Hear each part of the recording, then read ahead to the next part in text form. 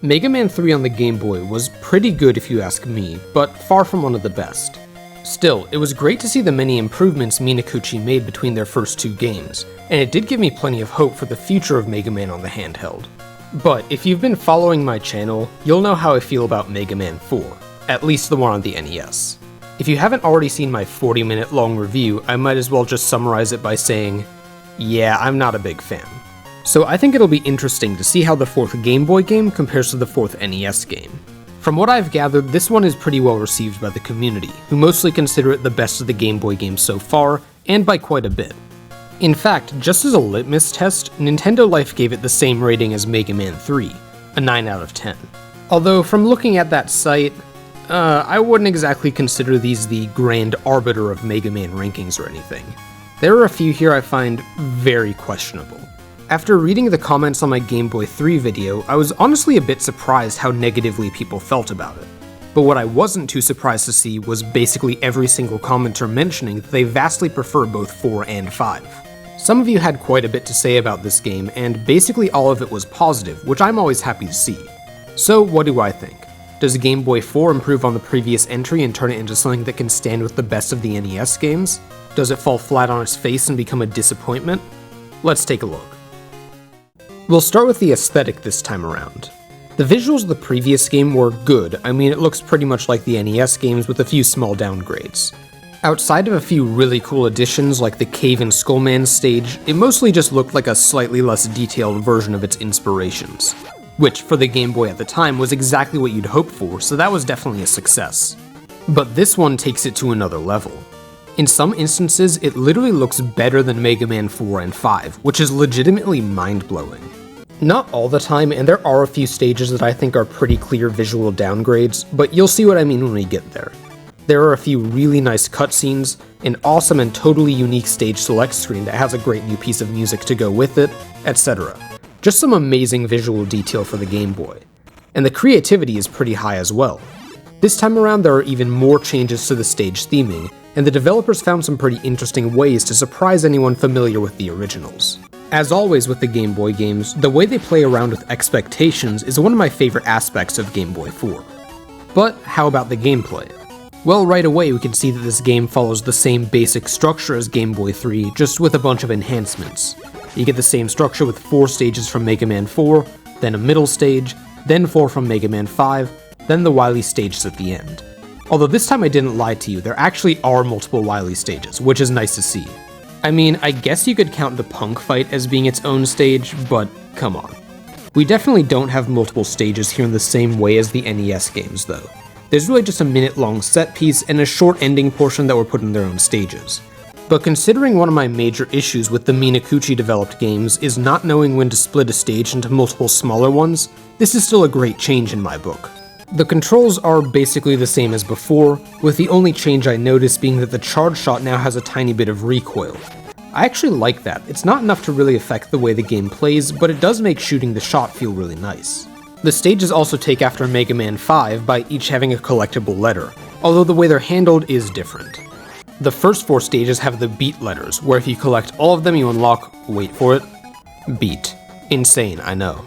I outed myself as Beat's biggest hater back in my Mega Man 5 review, but here I actually found him incredibly useful. I was probably just harsh and didn't experiment enough back in my playthrough of that game, but in the second half of Game Boy 4, I found myself using him more than probably any other weapon, as he basically one-shots almost every common enemy in the game. Seriously, if it was also this way in Mega Man 5, I've just proven myself to be an idiot. Thanks to everyone who pointed that out. Anyway, the second set of stages has another set of collectible letters to find, this time spelling out Wily. So what do these do? No, you don't unlock Wily as a weapon, as much as I wish that's what they did. Apparently Wily, tired of losing to Mega Man, decided to move his castle to a gated community, but lost his keys somehow. Or something like that. Yeah, you have to get all these letters to unlock the final stages, which didn't affect me on this playthrough, as I was going for them anyway. I feel like that could have potentially been incredibly annoying though. If you thought those letters were optional, like they were in Mega Man 5 and the first half of this game, now you're forced to replay some of these stages. And like the previous game, some of these stages are pretty long and difficult. That being said, I'm totally on board with splitting the letters into 2 groups of 4, as it means you don't have to get every single collectible in the entire game just to activate one thing.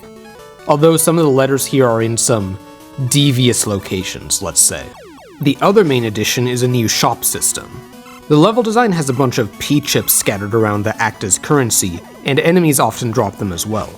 In between stages you can stop by the shop and spend these on items like E-tanks, weapon energy tanks, extra lives, and the real game changer, the energy balancer. This is an absolutely beautiful, permanent upgrade that automatically refills your energy for the weapon that needs it the most anytime you pick some up. This means that you finally don't have to open the menu, swap to the weapon, pick up the energy, open the menu, then swap back anytime you want to refill another weapon. This is actually such a huge improvement. While many of the items in the shop aren't anything special, this is more than enough for me to call it a massive addition and one of the best things about this game. Oh, and just so I don't forget, there are also these E-tank pieces that turn into a full E-tank if you collect enough. They're both in the shop and found in the stages. I love these, and I'm glad they found a way to include some more pickups that encourage engaging with the level design. To go along with that, the level design has also seen a bit of an update. Now some of the stages have a few branching pathways, and like with the second half of the previous game, there's a bit of an updated design mentality that makes us feel very different from the NES games. Outside of those additions, that's all the new stuff, although I feel like I'm missing something. I'm not really sure what though, so I guess let's look at the stages to see if I forgot anything. I can't think of anything better to do, so might as well.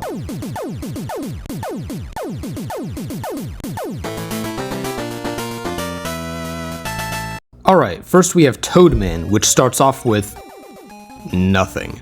No, literally, there are 3 rooms where there is nothing at all that can hurt you. Okay, definitely an interesting first impression. But yeah, the rainy platforming section from the beginning is gone. I thought the wind pushing you back was a great idea, but maybe not the most fun thing in the world. Now they mix the rain and wind along with the moving water flows from the sewers, which makes no sense at all, but it's pretty fun to play through. Outside of that, this stage is pretty simple. It has a bigger focus on water, which by now you know I'm a big fan of.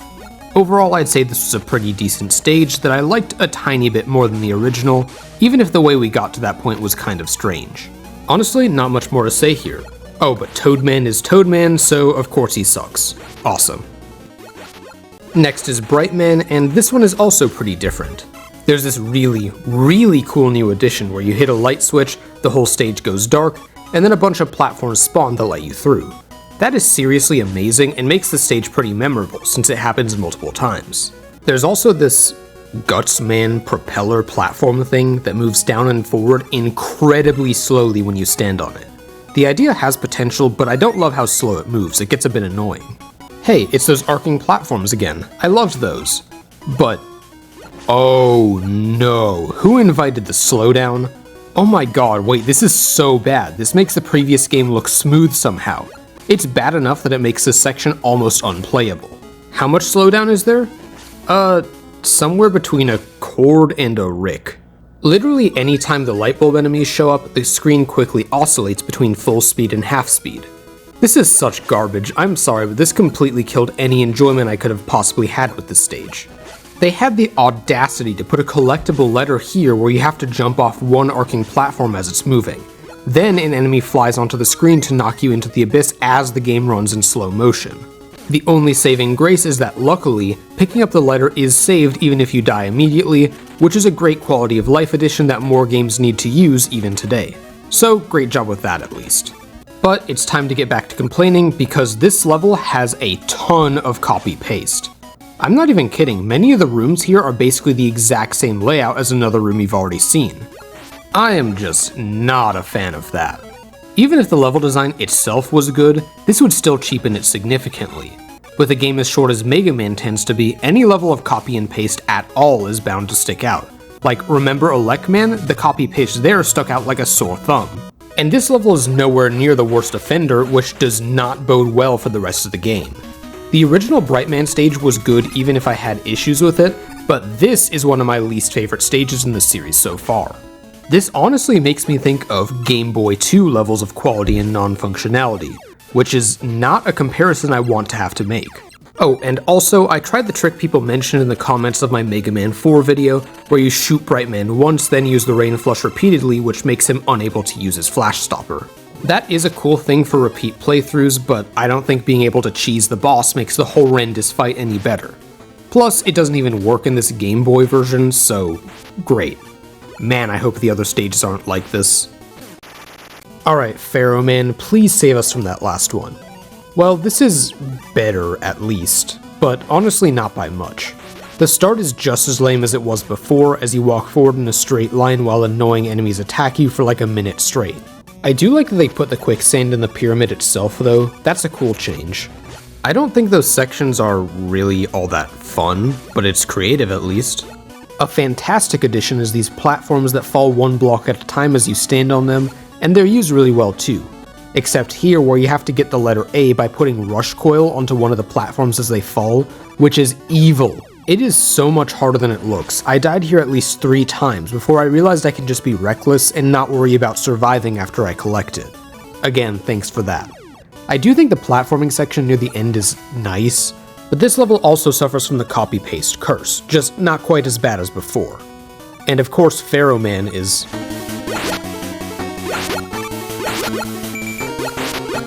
Don't worry, I won't subject you to the whole thing again, you get the idea. Okay, finally, Ring Man will save us. This was one of my absolute favorite stages from any Mega Man game. Surely they didn't mess this one up, right? Well, the starting section is pretty cool again. The retracting platforms do feel a bit janky here, in a way that's hard to describe, but I still like them. They also use them in new and different ways here, like putting the backwards one in the stage early on, and forcing you to fall through one of them to progress. I really like that. That being said, what's the big issue here? Say it with me. Copy-paste. This room where you fall onto a retracting platform and have to immediately react and jump to the left is used 3 times throughout the stage. And that's the worst room in the whole thing. Why do they feel the need to subject me to this multiple times?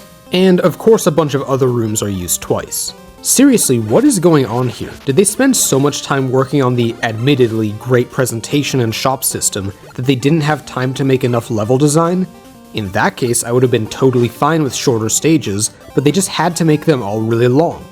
Look, this stage isn't bad necessarily, but the absolutely egregious copy-paste is so distracting, and it makes this rank significantly below the original.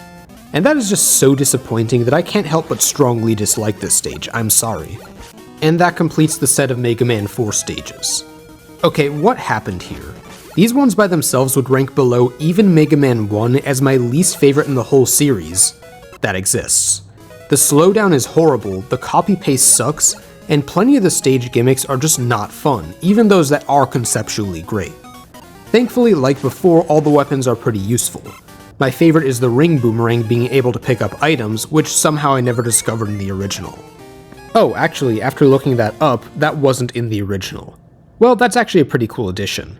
Hopefully the rest of the game improves on this half though, because I am just not a fan of what we've seen so far. Well, before we have the Mega Man 5 half, there's a middle Wily stage. First you get this awesome cutscene where Mega Man fights Wily's castle while dodging its artillery fire, and that is just a ton of fun. Definitely my favorite cutscene we've seen so far, giving Mega Man some more of that cool factor that he deserves.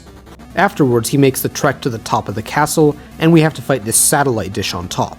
This is a really cool fight, although it's definitely a bit slow for my taste, with quite a bit of waiting around. Next you drop into the castle and have to deal with these bombs that act as both platforms and obstacles. You need to shoot them to clear them out of the way, but they'll deal damage if you're too close, which is a nice little set piece. Lastly, you fight Ballad, another one of the Mega Man killers. This fight is pretty easy. If you stay in the corner, there isn't much he can do. And then it's onto the Mega Man 5 half. I did like Mega Man 5 quite a bit more than 4, so hopefully that means I'll like the second half of this game more as well. And well, Stone Man is probably the best stage we've seen so far, although that's not saying too much. I'd still say this one isn't all that noteworthy, and while I didn't remember all that much of it, I also didn't have any issues with it. There are these cool L-shaped platforms that get used a few times and I liked those, and for some reason one of the Ring Man mini-bosses is here. I do like it a lot how there are multiple paths, one of which leads to the collectible letter L. It does add some much needed replayability to this stage, and it feels quite a bit different from anything we've seen from Mega Man. Outside of that, this is a good stage overall, and despite the Stone Man fight absolutely drowning in slowdown, it somehow makes it easier to react to what he's doing, so it's not much of an issue here. Hilariously, I also found the Power Stone decently useful, so that's a pretty big improvement there. Well, we're looking a bit better so far. Let's see how Charge Man holds up. This was my least favorite stage in 5, although by no means was it bad, just last place in a great lineup. This version has you jumping between the inside and outside of the train more often, which is a pretty cool change. The level design of this section is also an improvement, with a lot more you have to watch out for, and more twists and turns in the layout, making for far more interesting platforming. But just guess what I'm about to say. You know exactly what's coming. The train exterior and interior are copy-pasted, wait for it, 4 times. 4 times of tiny variations on the exact same level design, with very slight differences in what enemies are placed in it. Do I really need to explain why I don't like that? I'm not saying these sections on their own are bad, because they really aren't. If I got to play through them one single time followed by something new, this level would have been awesome and a huge improvement over the original. As is, even if it's not terrible, what really is there to talk about other than this blatantly obvious, highly distracting issue? Well, that was a rhetorical question, as there actually are 2 more things. Not really issues, but just things I noticed. As you enter the train each of the 4 times, you see this hidden room on the left side. One of these times you can go in there and find an E-tank. Nice. Then 5 seconds later, the collectible letter is just floating out in the open, requiring no effort at all to grab. I found that very funny for some reason. I feel like they originally wanted to put it in that secret room, but had to move it when the team had to scrap whatever the second set of letters was going to give you, and change them to being required to beat the game. That is just a complete guess, by the way. I haven't done any research to confirm or deny that. But it definitely seems like the product of a rushed development cycle, if you ask me. Considering both Game Boy 3 and 4 released between NES 5 and 6, maybe that's not all that unlikely. Oh, and lastly, like I said, the Power Stone isn't absolute garbage now, so it's worth using on Charge Man, which makes that fight way easier. Charge Man haters, i.e., not me, will be very happy with that one. Okay, only 2 more main stages left, let's go to Napalm Man. This level is a top 3 Mega Man stage so far. Wait, what, did I read that correctly? Actually, wait, yes I did, look at that. I love this stage so much, and I have no idea where this came from. They went full-on exploratory with a bunch of optional paths to take that all lead to worthwhile content. The stage starts with you falling to the very bottom of a giant climb back up to the real beginning of the stage, but you don't actually have to go all the way down if you can react quick enough, making that section totally optional. As you progress through it, this kind of design pops up a bunch of times, with a top and bottom route to take through many of the rooms and well-hidden, challenging collectibles to get. The original Napalm Man had this kind of weird, unremarkable section where a spiky rotating thing moves towards you that can only be destroyed by a charge shot. Here they totally repurpose it into the main focus of the stage, having them move up or down from pits or the sky to either block your progress, force you to move in a certain direction, or even act as platforms that you hitch a ride on over bottomless pits. In one of my favorite Mega Man moments ever, during a falling section, you realize you're falling into a bottomless pit and are about to die. But one of these things slowly rises up from that pit and saves you. That put a huge smile on my face.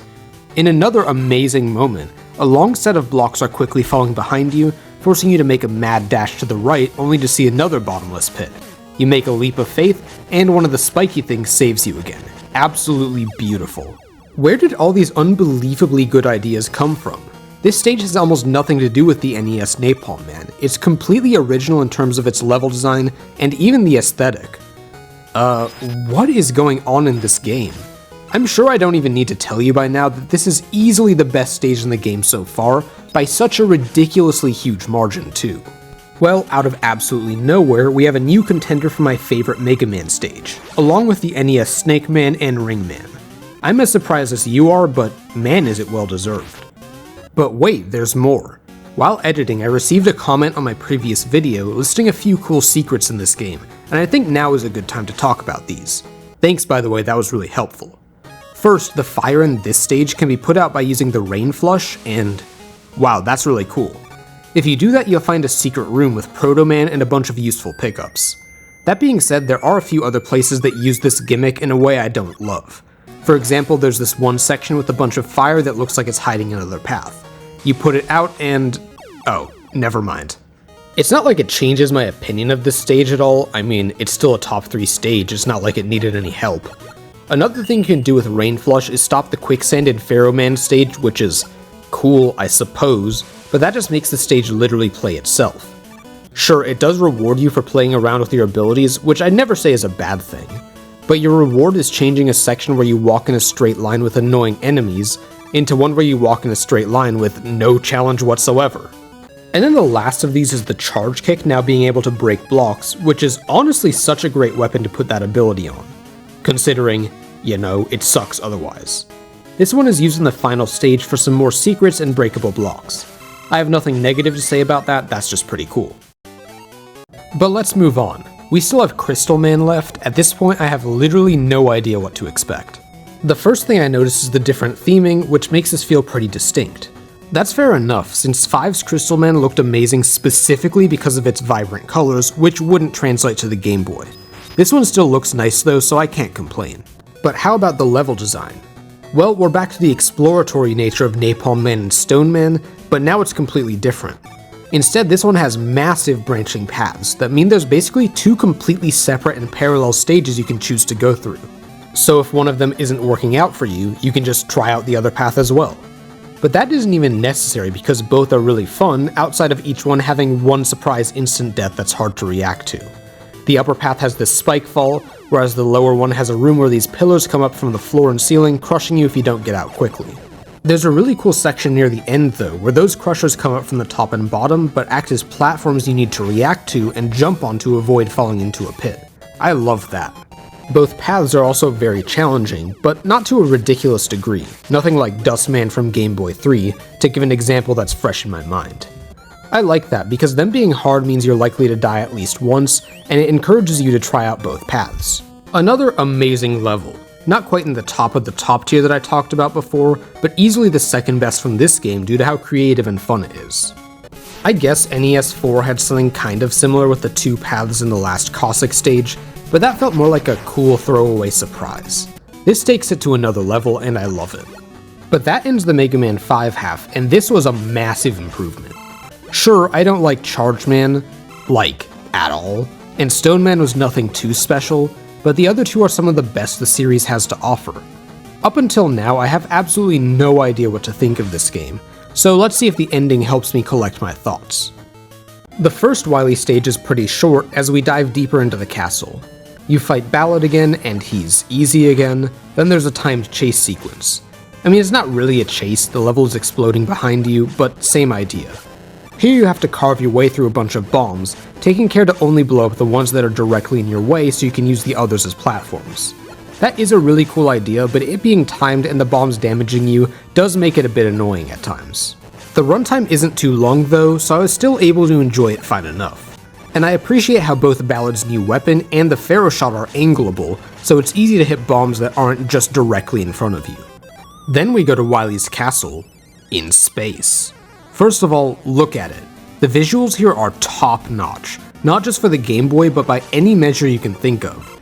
These rotating gears are so smoothly animated that it's almost unnatural, and I love how much variety there is here as we travel throughout Wily's spaceship.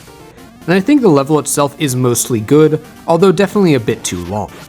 We start out on top of the ship and have to work our way forward fighting a bunch of tough enemies and mini-bosses. Sure, it's just a straight line with enemies, but it works really well thematically, so I like it anyway. The Met turrets are great too. Those are a fun mini-boss as you have to climb up on the turret itself to get the height required to attack the head. There's another boss at the end here too, as you take down the last line of defense and break in, which I thought was pretty cool. A full-on combat gauntlet like this isn't something we're used to seeing, but it works. Once you're inside, the level turns into something kinda like the main Wily stage from Game Boy 3, although I'd say it's a bit better. In a hilarious change of pace, this actually has less copy-paste, meaning the length feels more worthwhile than in 3.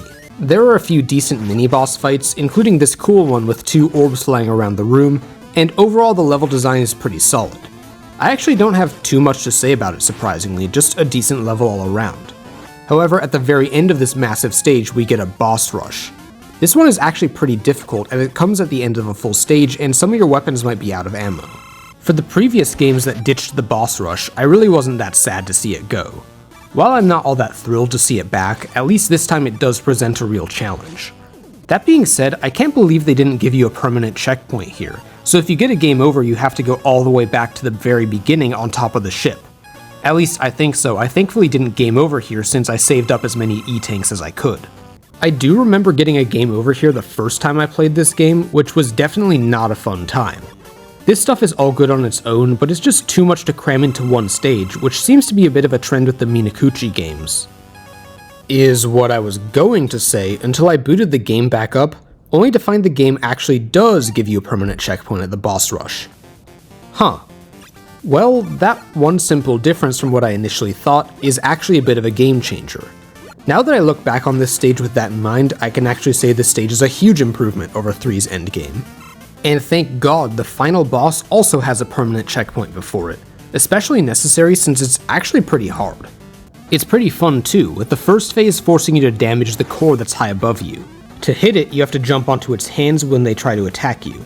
They're hard to avoid, and each time this happens, a bunch of debris falls down which gets in your way. Then the Wily capsule pops out, and this phase is really fun as well. It carves chunks out of the ground while launching a bunch of projectiles at you, and this definitely beats the fights from NES 4 and especially 5. Even better, there's another checkpoint right before this fight, so you don't have to stress about the instant kill hazards, and you can just enjoy the fight for what it is. A great way to finish a very confusing game. Oh, but wait, before we wrap up, I have to mention that this credits sequence is amazing. You get to watch a scripted fight of Mega Man versus every boss in the game, and that is just so creative, and, dare I say, cute. Definitely helps the game end on a pretty high note. Well, I still have no idea what to think of Mega Man 4 on the Game Boy. I'd consider maybe 20 to 30% of this game to be absolute garbage, sometimes nearing the level of Game Boy 2. Which, trust me, is really not a comparison I throw around lightly. Sure, those parts are definitely more functional, I guess, but 2 was significantly less frustrating to play. And it was also pretty funny, so I could at least get a few laughs in. But then 4 really turns up in the second half, with Napalm Man and Crystal Man being some of the greatest moments in the whole series. I seriously can't praise those two stages enough. They really elevate this game in my mind and are the main reason this doesn't rank below Mega Man 1 for me. But again, remember I said something similar about Dive Man and Ring Man in Mega Man 4. And that game is certainly not a favorite of mine, as you all know extremely well by now. And then the Wily stages are pretty good, with a high volume of interesting and unique ideas. That last stage is too long, but thankfully does give you a good amount of collectibles along the way if you know about the secret abilities of the Ring Boomerang and Charge Kick. The final boss is also fun and challenging, and maybe the best one we've seen so far, since almost every other game has completely botched at least one of the phases. So the last few moments of this game definitely help it out as well. And you know, maybe calling those last few a single stage this whole time isn't completely fair. While it feels like one stage, with a bunch of different sections seamlessly transitioning to the next, while editing I tested out a few things and realized something. The initial ballad fight, the bomb section, the bridge, the main spaceship section, the boss rush, and then even the 2 phases of the final boss actually all have permanent checkpoints between them. I didn't notice this on my first playthrough, which I can only attribute to me never getting a game over during the Wily stages, at least until the final boss. I know, I'm the greatest gamer of all time, you didn't need to tell me twice. But yeah, that means there are technically 7 Wily stages here, each one being relatively compact. They all do something totally different too, which is honestly amazing. Them being separate stages actually does matter a lot, as my main criticism of the other Minakuchi games was bloated, overly long stages with terrible checkpoint placement at times. I've had to go back over this script more than probably any other game I've reviewed, because my opinion keeps on changing. The first time I played this game, around a year and a half ago, I didn't like it and called it my second least favorite Mega Man on the Game Boy. When I replayed it for this review, I forgot exactly why I didn't like it the first time, played through it and thought, yeah, that was okay.